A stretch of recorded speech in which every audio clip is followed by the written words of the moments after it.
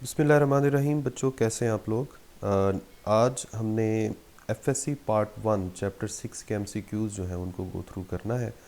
तो ज़रा गौर से वीडियो को देखिएगा ताकि आपको एक एक क्वेश्चन की ठीक से समझ आ जाए।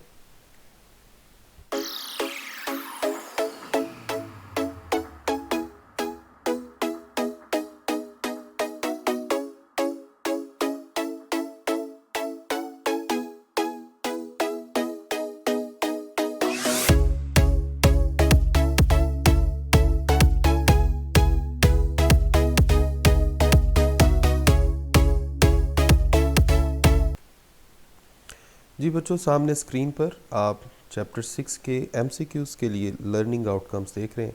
सिंपल सी बात है, इसमें आपको सारे टॉपिक्स जो हैं वो कवर होंगे चैप्टर 6 के। सबसे पहले इसमें viscous drag and Stokes law, terminal velocity, उसके बाद इक्वेशन ऑफ कॉन्टीन्यूटी, उसके बाद बर्नौलीज इक्वेशन, फिर एप्लीकेशंस ऑफ बर्नौलीज इक्वेशन और ब्लड फ्लो। इन सारी चीज़ों को सॉल्व करने के लिए या इनके एमसीक्यूज़ को कवर करने के लिए आपके पास इन सारे टॉपिक्स के बेसिक कॉन्सेप्ट्स और इनके जो फॉर्मूले हैं वो आपको याद होने चाहिए, वो आपके माइंड में होने चाहिए। तो चलिए अपने इस लेक्चर को आगे बढ़ाते हैं। सबसे पहले हमारा जो टॉपिक है वो है viscous drag and Stokes law. तो इसमें सबसे पहला क्वेश्चन है, the more viscous liquid is coal tar. Given options में सबसे विस्कस जो है वो कोल तार है। बेसिकली विस्कोसिटी जो है, इसका मतलब ये है कि कोई फ्लूइड जो फ़्लो करे और उसके फ़्लो करने में जितनी ज़्यादा मुश्किल पेश आए उसे हम बोलेंगे कि इसकी विस्कोसिटी ज़्यादा है। इसके बाद है जी, liquids and gases have non zero. Viscosity भी इनकी नॉन ज़ीरो है, मास भी, डेंसिटी भी। इसका तो ऑल करेक्ट है। स्टोक्स लॉ, स्टोक्स लॉ जैसे आपने viscous drag and Stokes law में ये फार्मूला पढ़ा था 6 पाई ईटा आर वी। इसमें ईटा क्या है? Coefficient of viscosity of that medium जिसकी हम बात कर रहे हैं। आर जो है वो सफ़ेयर का रेडियस है और वी उस सफ़ेयर की speed. S I unit of viscosity Newton second पर मीटर स्क्वायर। ये कैसे आते हैं? आप इसको इस तरह से करेंगे, drag force is equal to 6 pi eta r v. यहाँ से आप ईटा का फॉर्मूला बना सकते हैं, drag force divided by 6 pi r v. अब इसमें जो 6 पाई है उसका तो कोई यूनिट नहीं होगा, लेकिन जो ड्रैग फोर्स है उसका यूनिट क्या है? उसका यूनिट है न्यूटन। आर रेडियस मीटर और वेलोसिटी का यूनिट मीटर पर सेकंड। ये सेकंड 2 स्टेप ऊपर जाएगा तो इसकी पावर में कोई फ़र्क नहीं पड़ेगा, newton second divided by metre का स्क्वायर। तो ये आपके पास इसके यूनिट्स आ गए, यानी बीटा ऑप्शन। इसके बाद है जी क्वेश्चन नंबर 5, द इक्वेशन, ये भी स्टोक्स लॉ है, ये अब हम ऊपर करके आए हैं, विच हैज़ मिनिमम विस्कोसिटी। ऊपर वाले एक क्वेश्चन में आपने मैक्सिमम विस्कोसिटी बताई थी, यहाँ पर हमने मिनिमम विस्कोसिटी बतानी है। तो गिवन ऑप्शन में जो गैस है वो एक ही है, एयर। तो गैसेस की विस्कोसिटी जो है वो सबसे मिनिमम होती है। Stokes law holds for motion through viscous medium, क्योंकि स्टोक्स लॉ हमें बताता है कि अगर कोई सफ़ेयर है और ये इसका रेडियस r है और इसकी वेलोसिटी v है, ये किसी फ्लूइड के अंदर फ़्लो कर रहा है, तो इसके ऊपर लगने वाली ऑपोजिट डायरेक्शन में जो ड्रैग फोर्स है उसका फार्मूला होगा 6 pi eta r we.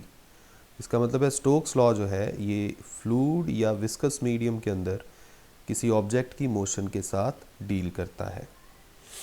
The dimensions of coefficient of viscosity, ये अल्फ़ा है। ये किस तरह से? अभी हमने विस्कोसिटी के यूनिट्स बनाए हैं, ऊपर आप देख सकते हैं। अगर हम इन यूनिट्स को बेस यूनिट्स में लिखें, आप गौर कीजिए, न्यूटन की जगह आ जाएगा किलोग्राम मीटर पर सेकंड स्क्वायर। ये सेकंड पहले से मौजूद है और नीचे मीटर का स्क्वायर है, ये 1 मीटर यहाँ से कैंसिल हो गया। और ऊपर भी आप गौर करें, ऊपर 1 सेकंड प्लस वाला है और 2 माइनस में पावर है, तो 1 पावर बच जाएगी -1। ये नीचे मीटर आ गया, अब ये बन जाएगा किलोग्राम पर मीटर पर सेकंड। तो जब भी हम बेस यूनिट्स की फॉर्म में कन्वर्ट कर लेते हैं तो उसके बाद डायमेंशंस में कन्वर्ट करना बड़ा इजी होता है, क्योंकि किलोग्राम जो है ये मास का यूनिट है, इसकी डायमेंशन आ जाएगी कैपिटल एम, मीटर लेंथ का यूनिट है, इसकी डायमेंशन कैपिटल एल, और सेकंड की जगह टाइम आ जाएगा कैपिटल टी। इसको आप स्क्वायर ब्रैकेट्स में लिख देंगे तो ये आपकी बन जाएंगी डायमेंशंस। इस तरह से क्वेश्चन नंबर 8 का करेक्ट आंसर क्या हुआ, alpha. Which fluid has minimum viscosity, ये पहले वाला क्वेश्चन है, रिपीट हो रहा है, air. SI unit of coefficient of viscosity kilogram पर मीटर पर सेकंड, ये सारे बेस यूनिट्स की फॉर्म में गिवन है।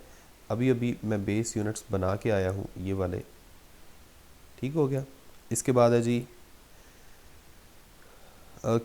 इसके बाद है ये वाला क्वेश्चन भी वही है, question number 11, which has minimum viscosity air. ये सारे क्वेश्चन रिपीट हो रहे हैं बार बार। Terminal velocity, the maximum drag force on falling sphere 9.8 newton, its weight is 9.8 newton. देखिए टर्मिनल वेलोसिटी में हमने पढ़ा था कि अगर एक फ़र्ज़ करें ड्रॉपलेट है वो फॉल कर रहा है, उसके ऊपर फोर्स ऑफ ग्रेविटी लग रही है, वेट उसका, तो इसके ऊपर लगने वाली ड्रैग फोर्स शुरू में तो ज़ीरो होती है, लेकिन जैसे ही ये नीचे फॉल करना शुरू करता है तो आहिस्ता आहिस्ता ड्रैग फोर्स इसके इक्वल हो जाती है, यानी ड्रैग फोर्स बढ़ते बढ़ते वेट के इक्वल हो जाती है।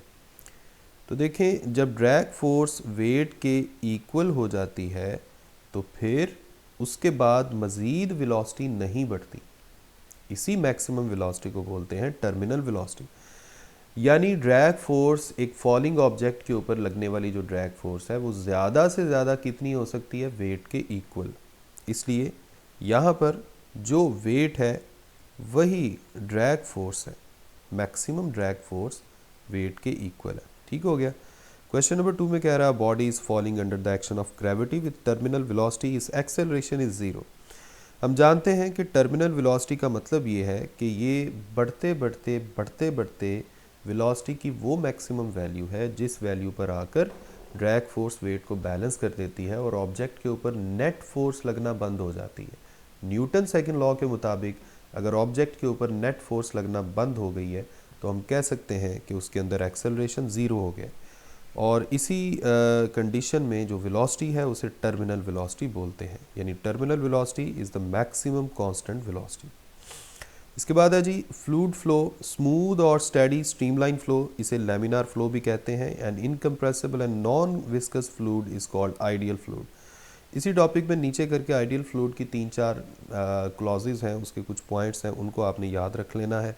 उसके बाद है जी equation of continuity if cross sectional area. देखें इक्वेशन ऑफ कॉन्टीन्यूटी जो है वो हम एक दफ़ा लिख लेते हैं। इक्वेशन ऑफ कॉन्टीन्यूटी ये है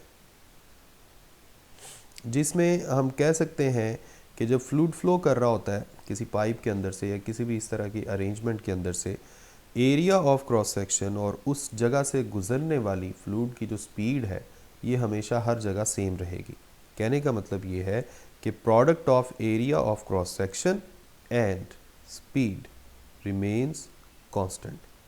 जब दो चीज़ों का प्रोडक्ट कांस्टेंट आंसर देता है तो हम कह सकते हैं कि उन दोनों क्वांटिटीज़ में आपस में कैसा रिलेशन है, इन्वर्स। अब हम देखते हैं कि वो क्या कह रहा है।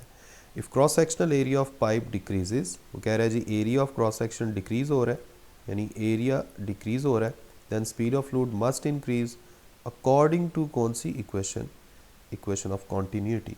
यही बात अभी मैं आपको बता के आया हूँ कि स्पीड और एरिया में इन्वर्स रिलेशन है, अगर एरिया कम हो रहा है तो स्पीड बढ़ेगी। SI unit of flow rate, देखें फ्लो रेट, ये जो इक्वेशन ऑफ कॉन्टीन्यूटी है इसको हम इस तरह से भी लिख सकते हैं, स्पीड की जगह आ जाएगा डिस्टेंस ओवर टाइम, और एरिया और डिस्टेंस का जो प्रोडक्ट है इसे हम वॉल्यूम कह सकते हैं। इस तरह से इक्वेशन ऑफ कॉन्टीन्यूटी में एरिया और स्पीड का जो प्रोडक्ट है, यानी एरिया और स्पीड का जो प्रोडक्ट है ये वॉल्यूम और टाइम की रेशो भी लिखा जा सकता है।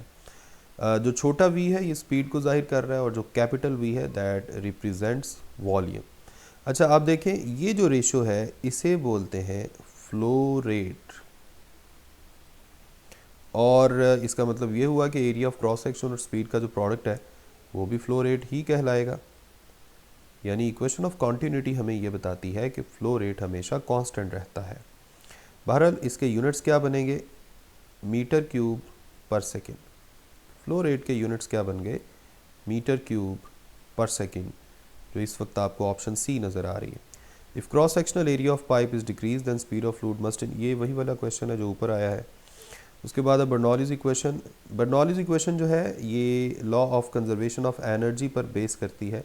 अगर आपको इसकी डेरिवेशन याद है तो आपको याद होगा कि हमने एक फ्लूइड का फ़्लो कंसीडर किया था और हमने सबसे पहले वर्क कैलकुलेट किया था, यानी फ्लूइड को फ़्लो करवाने के लिए उससे जो पीछे वाला फ्लूइड है वो जितना वर्क कर रहा है वो हमने कैलकुलेट किया था। और फिर क्या किया था, उस वर्क को, वो जो वर्क है उसको हमने लिखा था कि वो दो जगहों पर इस्तेमाल हो रहा है, to change the kinetic energy of fluid plus to change the potential energy of fluid. इसका मतलब है हमने law of conservation of energy को यूज़ किया कि एनर्जी एक फॉर्म से दूसरी फॉर्म में कन्वर्ट हो रही है, ना पैदा हो रही है ना डिस्ट्रॉय हो रही है। क्वेश्चन नंबर 1 है अगले टॉपिक का, application of Bernoulli's equation. Venturi meter is the device used to measure the speed of fluid. आपका सबसे आखिरी टॉपिक ब्लड फ्लो से पहला जो टॉपिक था वेंचुरी रिलेशन, वो बेसिकली हम फ्लूइड के फ़्लो को मैयर करने के लिए इस्तेमाल करते हैं, वेंचुरी रिलेशन। ठीक है, यहाँ पर मैं आपको वो रिलेशन जो है कहीं ना कहीं दिखा भी देता हूँ। अगर आप गौर कीजिए, ये है बीटा ऑप्शन में वेंचुरी रिलेशन जो आपने उस आखिरी टॉपिक में डिराइव की थी। ठीक है, इसके बाद आ जाएं क्वेश्चन नंबर 2 पे। A horizontal pipe narrows from diameter, narrows का मतलब होता है बारीक हो रहा है। वो कह रहे हैं जी एक हॉरिजॉन्टल पाइप है और उसके डायामीटर में इतनी कमी आ रही है, for a fluid flowing from larger diameter, यानी पहले डायामीटर लार्जर था उसके बाद स्मॉलर हो गया, तो कौन सी ऑप्शन करेक्ट होगी? ऑप्शन ए में लिखा हुआ है velocity and pressure both in. अच्छा, अब ऐसे करते हैं, हम अपने कॉन्सेप्ट के मुताबिक पहले ही आंसर बना लेते हैं और बाद में हम ऑप्शंस देखते हैं। देखें, डायामीटर जो है वो डिक्रीज कर रहा है। हम जानते हैं जी वेंचुरी इफेक्ट के मुताबिक प्रेशर और स्पीड ऑफ फ्लूइड में इन्वर्स रिलेशन है। इक्वेशन ऑफ कॉन्टिन्यूटी के मुताबिक हम जानते हैं कि स्पीड और एरिया में इन्वर्स रिलेशन है। अब हम इस क्वेश्चन को सॉल्व करते हैं। देखिए, यहाँ पर डायामीटर में कमी आ रही है। डायामीटर में कमी आने का मतलब है स्पीड ऑफ फ्लूइड बढ़ेगा क्योंकि एरिया ऑफ क्रॉस सेक्शन कम हो रहा है। स्पीड ऑफ फ्लूइड बढ़ने का मतलब है प्रेशर में कमी आएगी। इसका मतलब है इस क्वेश्चन का आंसर क्या है कि speed of fluid would increase and pressure would decrease. ठीक हो गया, तो ये आंसर आपका ऑप्शन सी में गिवन है जो करेक्ट आंसर है। क्वेश्चन नंबर 3 में कह रहे हैं the device use for the measurement of fluid flow venturi meter, ये पहले भी आया है। द मैथमेटिकल रिलेशन, ये जो रिलेशन है ये टॉरिस-सैलिस थ्योरम की है। ये आपने बर्नौलीज़ इक्वेशन की फर्स्ट एप्लीकेशन की थी, टॉरिस-सैलिस थ्योरम। ठीक है जी, ओके। अच्छा जी, इसके बाद आ गया pressure will be low where speed of fluid is high. ये वेंचुरी इफेक्ट है जो मैंने अभी थोड़ी देर पहले ऊपर लिखा था, यानी pressure and speed of fluid are inversely related. The term half rho v square in Bernoulli's equation has same units as that of pressure. इसकी रीज़न क्या है? बड़ी सिंपल सी रीज़न है। आपने बर्नौलीज़ इक्वेशन पढ़ी थी, ये pressure plus half rho v square plus rho g h is equal to constant. तो आप देखें, ये किसी भी इक्वेशन का रूल है कि इक्वेशन में जितनी भी टर्म्स होती हैं उन सब के बेस यूनिट्स और डायमेंशंस सेम होती हैं। अब यहाँ पर आपको टोटल 4 टर्म्स नज़र आ रही हैं, 1 2 3 4, तो इन सब के यूनिट्स सेम होने चाहिए। तो हाफ रो वी स्क्वायर के फिर यूनिट्स बिल्कुल वही होंगे जो प्रेशर वाले हैं, इसी तरह रो जी एच के भी यही होंगे और ये जो कांस्टेंट है इसके भी यही होंगे। ठीक हो गया, so Charlie is the best answer. Question number 7 में कह रहा है 6 metre high tank is full of water, a hole appears at its middle, what is the speed of efflux from it. तो देखें, टोटल हाइट है 6 metre, इसे हम h1 कह देते हैं। जो होल है उसकी हाइट है h2, जो बिल्कुल मिडल पे डेवलप हुआ है, वो कह रहा है जी what is the speed of efflux from it. तो स्पीड ऑफ एफ्लक्स का टॉरिसेलस थ्योरम के मुताबिक हमारे पास फार्मूला है 2g h1 माइनस h2 सारे का स्क्वायर रूट। अब h1 क्या है जी, g की जगह हम 10 ले लेते हैं। h1 जो है ये टॉप सरफेस की हाइट है, यानी फ़र्ज़ करें ये है आपके पास कंटेनर, ये बिल्कुल दरमियान में होल डेवलप हुआ है, ये टॉप सरफेस है, लेवल उसका पानी का, इसे आप h1 कह दें। ऑरिफिस जो डेवलप हुआ है होल, उसे h2 कह दें। और ये है इन दोनों के दरमियान डिस्टेंस, और ये क्या होता है h1 माइनस h2। तो देखें टोटल हाइट उसने बताई थी 6 मीटर, होल डेवलप हुआ मिडल पे, यानी ये हाइट 3 मीटर है। तो जो ऊपर वाला फासला बच गया है ये भी कितना होगा, 6 माइनस 3 यानी 3 मीटर। तो इस तरह से आप h1 माइनस h2 इस सारे की जगह 3 मीटर लिख सकते हैं।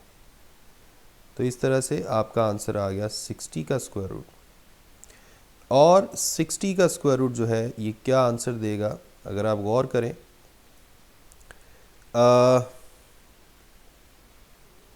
8 का स्क्वायर क्या होता है 64, यानी अगर ये 64 होता तो इसका स्क्वायर रूट होना था 8। 7 का स्क्वायर होता है 49, यानी अगर ये 49 होता तो इसका स्क्वायर रूट होना था 7। अब ये 49 और 64 के दरमियान से थोड़ा ऊपर है, तो इसका मतलब है इसका स्क्वायर रूट जो है वो 7.5 से कुछ ज़्यादा होगा। आप कैलकुलेटर से भी कैलकुलेट करेंगे तो एग्जैक्ट आंसर आप फाइंड कर सकते हैं। वेंचुरी रिलेशन ये मैं अभी आपको थोड़ी देर पहले बता के गया था। Blood flow 1 torr is equal to 133.3 newton पर मीटर स्क्वायर या pascal. Unit of blood pressure is torr. Blood pressure को मेजर करते हैं टॉर के यूनिट्स में, इसे मिलीमीटर ऑफ मर्करी भी बोलते हैं और टॉर भी बोलते हैं। क्वेश्चन नंबर 3 में कह रहे हैं viscosity of blood is greater than that of water due to the high concentration of red blood cells. असल में ब्लड और वाटर की डेंसिटी तो तकरीबन सेम होती है, लेकिन ब्लड की विस्कोसिटी ज़्यादा होने की रीज़न क्या है कि ब्लड के अंदर नेचर ऑफ सेल्स डिफरेंट है, और इनमें कौन से सेल्स हैं जो विस्कोसिटी में अपना रोल ज़्यादा प्ले कर रहे हैं, और वो हैं रेड ब्लड सेल्स, क्योंकि ये थिक होते हैं और तकरीबन 50% जो हैं ये रेड ब्लड सेल्स होते हैं। Normally human blood density is equal to the water density, ये अभी मैं बात करके आया हूँ। Human blood pressure is measured in millimetre of mercury या टॉर, ये अभी थोड़ी देर पहले हमने बात की है। Blood has the density equal to that of water, ये वही बात रिपीट हो रही है। Blood is an incompressible fluid having density equal to that of water, same बात। SI unit of blood pressure, एक बात याद रखें, जब हम ये कहेंगे कि ब्लड प्रेशर को मेजर किस में किया जाता है, नो डाउट वो टॉर है, लेकिन अगर आपसे ये पूछा जाएगा कि SI यूनिट क्या है प्रेशर का, तो वो हमेशा पास्कल ही बोलेंगे। अब चाहे वो प्रेशर ब्लड प्रेशर है, चाहे वो प्रेशर किसी पानी का प्रेशर है, चाहे वो प्रेशर किसी हवा का प्रेशर है, किसी भी चीज़ का प्रेशर है, that pressure must be measured in SI unit pascal. अगर हम उसको SI यूनिट की बात कर रहे हैं तो वो तो पास्कल ही है। अब डिपेंड करता है कि आप सिचुएशन के मुताबिक कौन से प्रेशर को किस तरह से किस यूनिट में मेजर करते हैं। हमारे लिए ज़्यादा इजी ये है कि हम इसको टॉर में मेजर करें, तो हम उसको टॉर में मेजर कर लेते हैं, ठीक है। The lower reading of blood pressure is diastolic pressure, और अपर रीडिंग को क्या बोलते हैं, systolic pressure. Blood pressure is measured by sphygmomanometer, ये वो जो डिवाइस एक होती है मगरमच्छ के मुंह की तरह खुलती है, ये आपने देखी होगी, ये डॉक्टर्स के पास ज़्यादातर यही मैनुअल मशीन होती है। आजकल तो दूसरी मशीन्स भी आ गई हैं, ये इस तरह से खुलती है, इसके अंदर से वो बैग वगैरह निकलता है, और वो बैग जो है वो हम आम के ऊपर चढ़ा देते हैं और फिर हवा भरना शुरू कर देते हैं ताकि एयर प्रेशर को इंक्रीज़ किया जाए। Pascal is the unit of pressure and the density of blood is nearly equal to that of water.